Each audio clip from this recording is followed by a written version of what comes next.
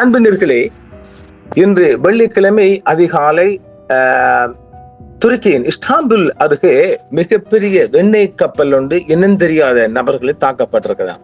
அது யாருன்னு தெரியல. இனம் தெரியாத கடலுக்கு அடியில் சென்று தாக்குதலும் ட்ரோன் தாக்கு ரெண்டுமா. இது யாரு தாக்க போறான்? சிம்பிளா நமக்கு எல்லோருக்கும் தெரிஞ்ச விடயம் தானே.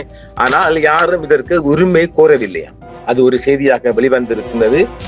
அடுத்தது ஹிஸ்புல்லாக்காரன் இன்று வெள்ளிக்கிழமை அதிக அவன் தாக்குதல் வேற தனியா தாக்குறான். 30 தாக்குதல் ஒரே நேரத்தில் ஏற்கனவே தந்தை 93 இன்று அதிகாலை 30 ஏவுகணை தாக்குதல் மூலம் தாக்குதல் பண்ணி இஸ்ரேலில் 2 நகரங்கள் ஹைபா சிட்டி, அவன் போர்டர் தானே இது, லெபனான் ஹைபா அண்ட் கிராயோட் 2 சிட்டிக்கும் பற்றி எரிக்குதான். இது யாரு சொல்றாங்கன்னா இஸ்ரேலின் சேனல் 12 நியூஸ் தான் சொல்றாங்க. இதை வேற யாரும் இதுவரையும் சொல்லல. அவங்களோட செய்தான் முதலாக வந்திருக்குது. லெபனான்ல இருந்து மிகப்பெரிய தாக்குதல் பண்ணிட்டான் பாவி, எங்கட ஏரியாவெல்லாம் பத்தி எரியுதுப்பா என்று ஒரு புறமும். இப்பொழுது துருக்கி அருகே, அதாவது கருங்கடல், துருக்கி சொந்தமான கப்பல் இது. 10 லட்சம் பீப்பாய் எண்ணெய்கள் கடல்ல அப்படியே ஆறா ஓடுதான். டே அனுப்புடா எங்கட ஏழெளிய நாட்டுக்கு, நாங்க எங்கட மக்களுக்கு அது செலவு பண்ணிட்டு போறோம் பாவிகளா. ஆறா ஓடுதுடா, இங்க ஆறே ஆகலே இல்லாம இருக்கிறோம், நாங்க சாகுறோம். துருக்கிக்கு சொந்தமான கப்பல் தானே அது. இஸ்தான்புல் அருகே தான் செஞ்சுக்கிறாங்க. இது குறித்து துருக்கி மிக ஆழ்ந்த கவலையை தெரிஞ்சுக்கிறான். இப்ப இதை பிடிக்கல, கடலுக்கு அடியில போய் தாக்கி இருக்கிறான். அப்ப தற்கொலை படையாம இருக்கலாம், சொலியொடியாம இருக்கலாம். விசாரிக்கிறாங்களாம். துருக்கியும் கட்டிக்காரங்க, அவனோட உளவும் கொஞ்சம் கட்டிக்காரங்க. அவனை சிம்பிளா நாம கழிக்க முடியாது. இண்டிவிஜுவலான பார்ட்டி தான். அதை ஈரான் இல்லைன்னு மறுப்பான். அதாவது கொஞ்ச காலங்கள்ல புலிகள் வடகிழக்குல சில தாக்குதல் செஞ்சுட்டு அது எங்களுக்கு தெரியாப்ப நாங்க செய்யல. அது ஒரு ராஜதந்திரம். அது இப்ப இந்த தாக்குதல் ஒரு அச்சத்தை ஏற்படுத்திருக்கா இல்லையா. 10 லட்சம் பீப்பா கடல்ல போகுதுண்டா எவ்வளவு அப்பா 2 லட்சம் அங்க கை நாட்டு வைக்க வந்தது, இந்த மொய் வைக்கணும் ஒரு பக்கம். அப்புறம் இது வந்துட்டு 10 லட்சம் பீப்பாயண்டா 10 லட்சம் தர சுமார் $100 பாருங்க நீங்களே, உங்களுக்கும் ஒரு வேலை வேணும் இல்லை. அப்ப எண்ணெய் இப்ப கடல்ல தத்தளிக்குதான். இந்த செய்தி உலக பரப்புல வந்திருக்குது. அத்துடன் கொஞ்சம் செய்தியும் அள்ளி வந்திருக்கிறோம், கொஞ்சம் முக்கியமான செய்திகளையும் அதையும் பார்த்துடலாமா. வாங்க முதல்ல இஸ்தான்புல் போவோம். துருக்கியின் இஸ்தான்புல் அருகே போயிடுவோம். துருக்கியின் இஸ்தான்புல் அருகே துருக்கியால் இயக்கப்படும் எண்ணெய் கப்பலை தாக்கிய ஆளில்லா விமானங்கள் மீது எந்த உயிரிழப்பும் ஏற்படவில்லையா. ஈரான் போரில் இறுதி தாக்குதல் நடத்துவதற்காக பென்டகன் ராணுவ திட்டங்களை தயாரித்து வருவதாக கூறும் ஒரு அறிக்கையும் வெளியாகிருக்கிறது. இஸ்தான்புல் அருகே துருக்கியால் இயக்கப்படும் எண்ணெய் கப்பலை தாக்கிய ஆளில்லா விமானங்கள் ட்ரோன்கள் மீது எந்த உயிரிழப்பும் ஏற்படவில்லை என்பதும் மற்றும் சுகாதார அமைச்சகத்தின் தரவுகளின்படியும் இது உறுதிப்படுத்தப்பட்டிருக்குது. கிட்டத்தட்ட செல்றாங்க. ஈரான் போரில் மாபெரும் இறுதி தாக்குதலுக்கு பென்டகன் தயாராகி வருவதற்காக படை துருப்புக்களை நேற்று முதல் வியாழக்கிழமை காலை முதல் இறக்கி வராங்க. அவங்களோட தளங்கள்லாம் இறக்கி வராங்க. மிகப்பெரிய ஸ்பெஷல் போஸ்ட், அவங்களோட டெல்டா போஸ்டும் இதுக்குள்ள வந்திருக்கிறாங்க. நாம டெல்டா போஸ்ட் குறித்து ஏற்கனவே சொல்லி இருக்கிறோம், தெரியும் தானே. பந்தர் அப்பாஸ் ஊடாக நுழைவதற்கான ஒரு சைட் எடுத்து வராங்க. ஈரான் போரில் தரைப்படைகள் மற்றும் பெரும் குண்டு வீச்சுக்களை பயன்படுத்தி இறுதி தாக்குதல் நடத்துவதற்காக ராணுவ திட்டங்களை பென்டகன் தயாரித்து வருவதாக 2 அமெரிக்க அதிகாரிகள் மற்றும் இவ்விஷயம் குறித்து அறிந்த 2 வட்டாரங்களும் என்று தெரிவித்திருக்கிறார். தெஹ்ரானுக்கும் வாஷிங்டனுக்கும் இடையிலான பேச்சுவார்த்தைகளில் முன்னேற்றம் ஏற்படவில்லை என்றால் ஒரு வியத்தக்க ராணுவ மோதல் அதிகரிப்பு எதிர்பார்க்கப்படுவதாக உலக தரப்பில் பார்க்கப்படுகிறது.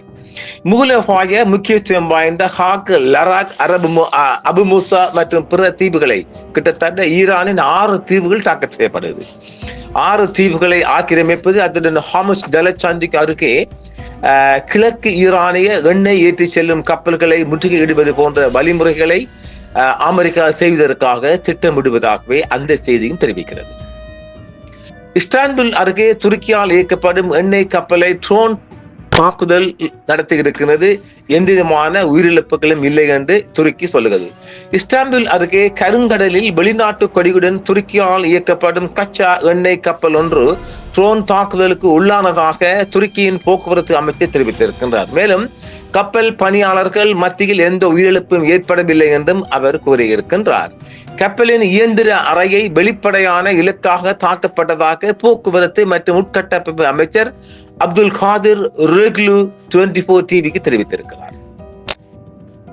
சம்பவம் நடந்த நேரத்தில் கப்பலில் 27 துருக்கிய பணியாளர்கள் இருந்ததாகவும் அவர்கள் அனைவரும் பாதுகாப்பாக இருப்பதாகவும் அமைச்சர் குறிப்பிட்டார். இதுல ஒரு வேடிக்கை என்னென்றால், இவங்க வெளிநாட்டு கொடி என்று போடுறாங்க தானே, அந்த கொடி எதுன்னு சொல்லல. இது அநேகமாக இவங்களை பெரிய சாத்தான் சின்ன சாத்தானுக்கு ஒரு ஏஜெண்டாக துருக்கி இயங்கி இருக்கலாம் என்றுதான் ஒரு செய்தி சொல்லுது. நாம் அந்த செய்தி பிறகு வரும்போது அதை பார்க்கலாம். இப்ப அந்த சந்தேகம் என்னென்றால், துருக்கிற கப்பல் துருக்கிற பணியாக்க ஆனா வேற நாட்டு கொடி, எந்த நாட்டு கொடி அது சொல்லல. அப்ப இது யாருக்கு கொண்டு போற அதுவும் சொல்லப்படல. அப்ப நீங்க ஒரு புரோக்கர் வேலை பாத்துறீங்களா இல்லையா? அதாவது ஈரானுக்கு எதிரான சக்திகளுக்காக ஒரு புரோக்கர் வேலை பார்த்ததுக்காக இந்த அடி நடந்திருக்குது. இந்த அடி போதுமா, இன்னும் கொஞ்சம் வேணுமான்னு ஈரான் கேட்கலாம். தலைநகர் மனாமா அருகே உள்ள பஹ்ரக்கில் ஒரு வளாகத்தில் ஏற்பட்ட தீயை குடிமை பாதுகாப்பு படைகள் அணைத்ததாகவும் இதில் யாருக்கும் காயம் ஏற்படவில்லை என்று பஹ்ரைனின் உள்துறை அமைச்சகம் தெரிவித்துள்ளது.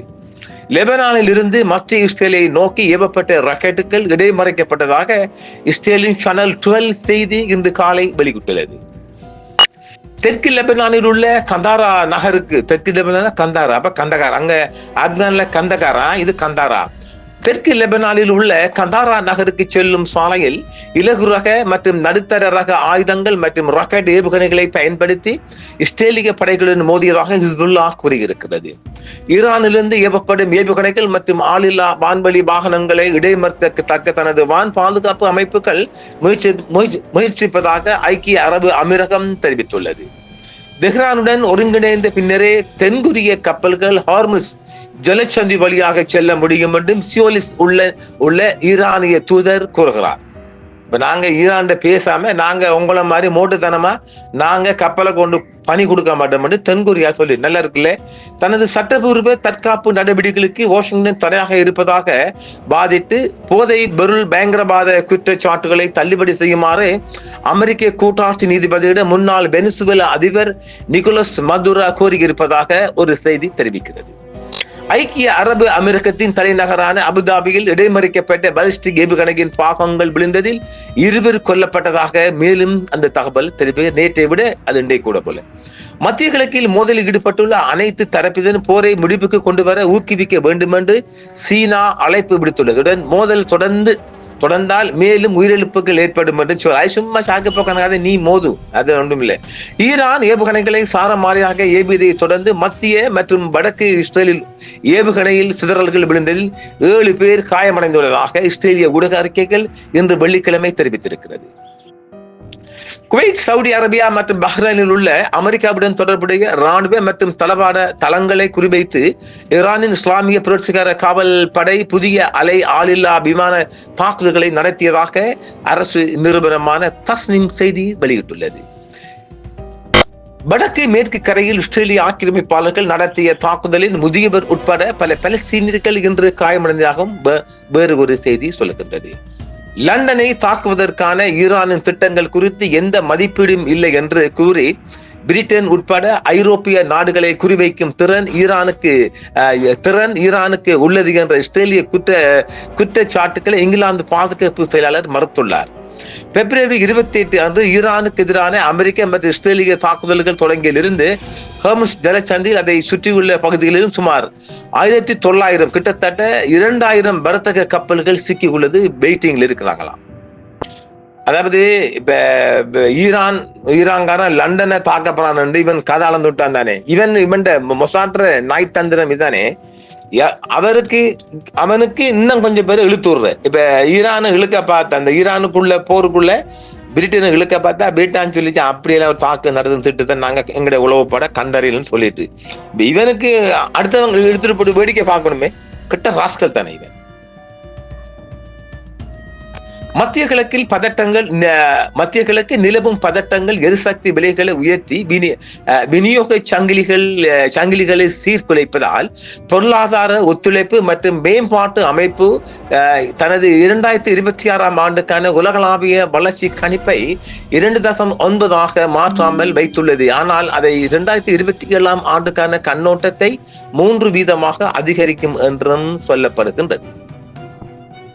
அமெரிக்க இஸ்ரேலிய தாக்குதலுக்கு பதிலடியாக ஈரானின் தாக்குதல்கள் வளைகுடா நாடுகளை தொடர்ந்து தாக்கி வரும் நிலையில் கிழக்கு மாகாணத்தின் மீது பறந்த 3 ஆளில்லா விமானங்கள் தனது வான் பாதுகாப்பு படைகள் இடைமறுத்ததாக சவுதி அரேபியா தெரிவித்துள்ளது. மேற்கு ஜெர்மனியின் ஒஸ்னாப்ரூக்கில் உள்ள தனது ஆலையில் ஜெர்மன் வாகன நிறுவனமான வாக்ஸ்வேகன் இஸ்ரேலுக்காக ஆயுதங்களை தயாரிக்கும் என்ற செய்திகள் உள்ளூர் மக்களிடையே மிகப்பெரிய கவலையை ஏற்படுத்தி இருப்பதாக ஜெர்மனியின் செய்தி ஒன்றும் தெரிவிக்கிறது. தற்போது ராணுவ ரீதியாக சிதைந்து போன ஒரு பைத்தியக்கார தேசமான ஈரானுக்கு உதவுவதற்கு அமெரிக்காவின் நேட்டோ கூட்டாளிகள் முற்றிலும் எதுவும் செய்யவில்லை என்று அமெரிக்க ஜனாதிபதி டொனால்ட் ட்ரம்ப் நேட்டோ நாடுகள் மீது சீற்றத்தை வெளிப்படுத்தி இருக்கிறார்.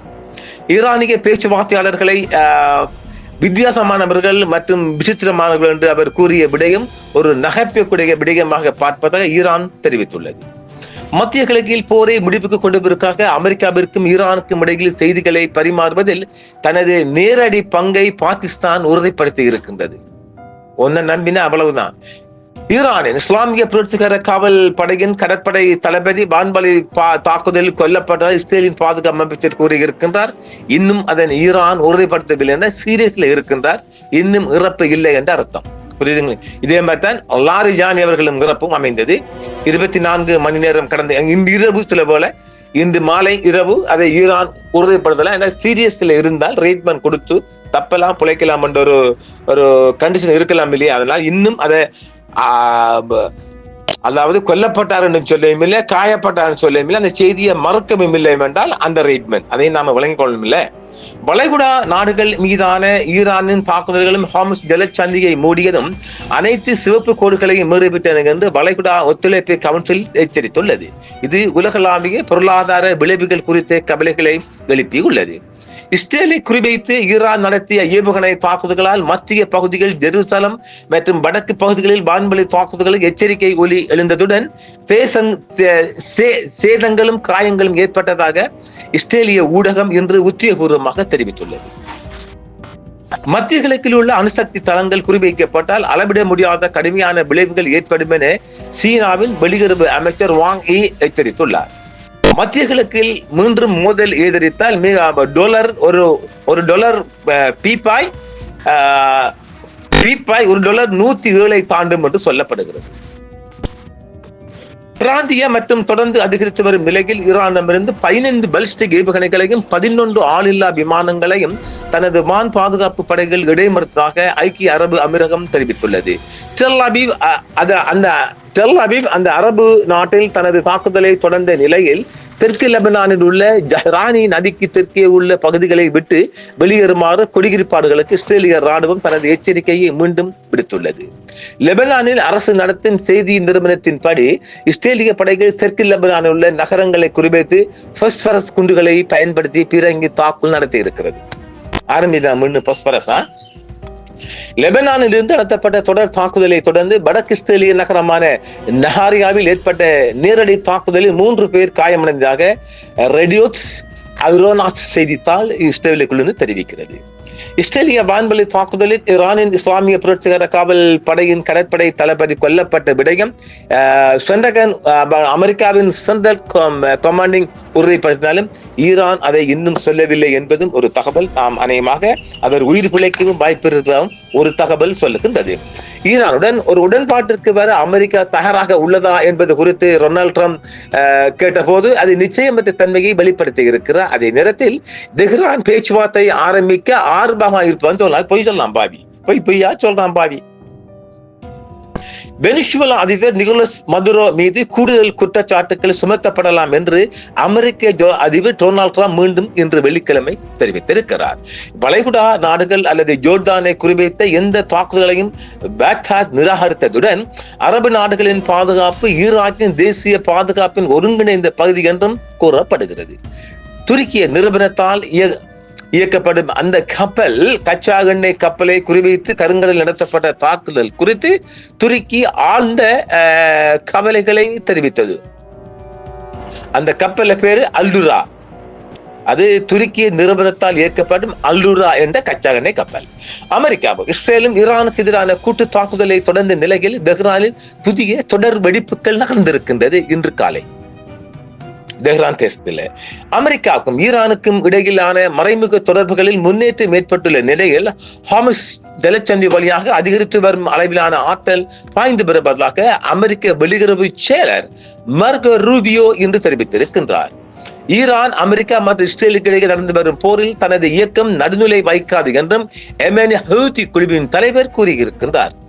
மேலும் பிராந்திய நிலவரங்கள் தேவைப்பட்டால் தனது குழு இராணுவ ரீதியாக தலைவிடும் என்றும் அவர் தெரிவித்திருக்கின்றார். பெத்லஹேமில் இஸ்ரேலிய ஆக்கிரமிப்பாளர்கள் நடத்திய தாக்குதலில் ஒரு இளம் பலஸ்தீனியர் கொல்லப்பட்டதாகவும் அவரது குடும்பத்தைச் சேர்ந்த 3 பேர் படுகாயமடைந்ததாகவும் ஜெருசலம் தெரிவிக்கிறது. இதேவேளை ஈரானின் ஃபிஷர் அணுமின் நிலையத்திற்கு அருகே நடத்தப்பட்ட ராணுவ தாக்குதல்கள் பரவலான விளைவுகளை ஏற்படுத்தக்கூடிய ஒரு பெரிய கதிரியக்க விபத்தை தூண்டக்கூடும் என்று சர்வதேச அணுசக்தியின் முகமை தலைவர் எச்சரித்திருக்கின்றார்.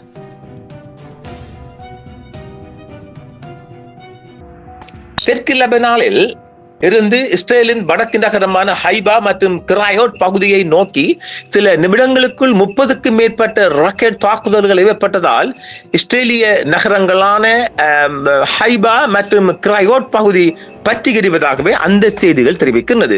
ஆக இன்று மிகப்பெரிய வியாபாரம் பல்பக்க வியாபாரமாக பல பகுதிகளிலும் களை கட்டி இருப்பது என்பதுதான் அந்த செய்தியாக பார்க்கப்படுகிறது. ஆம்நிலைகளே, மீண்டும் மற்றொரு நிகழ்ச்சியில் சந்திப்போம். நன்றி. என்றும் உங்களுடன் சன்ரைஸ் இந்தியா டிவி சப்ஸ்கிரைப் பண்ணுங்கள், பெல் பட்டனையும் கிளிக் செய்யுங்கள். உங்கள் ஆதரவே எங்கள் சேவை. ஆதரவு தாருங்கள், அரவணைப்போம். மறக்காம சர்ப்ரைஸ் பண்ணுங்க. தேங்க்யூ.